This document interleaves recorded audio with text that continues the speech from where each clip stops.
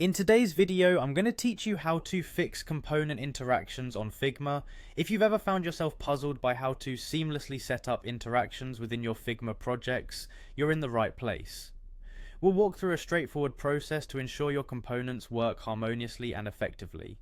To kick things off, open up your preferred web browser and head over to Figma's website.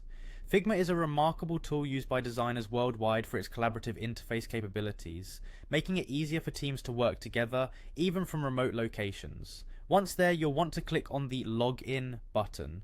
You'll find this option prominently displayed, inviting both new users to sign up or returning users to access their creative projects. Using your credentials, log in with ease, instantly transporting you to your Figma home dashboard. Upon reaching the home dashboard, you'll notice several options available. The one we're interested in today is the design option.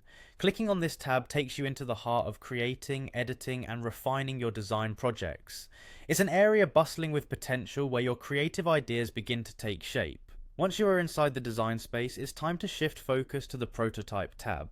This option is crucial for setting up and tweaking interactions. It's here that you connect the dots between different components, creating pathways that guide user experience.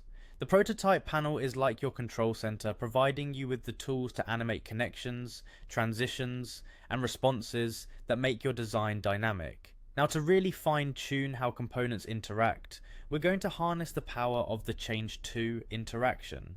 In the Prototype tab, select the component you want to adjust and look for the interaction settings. By using the Change To function, you create seamless transitions between different states or components.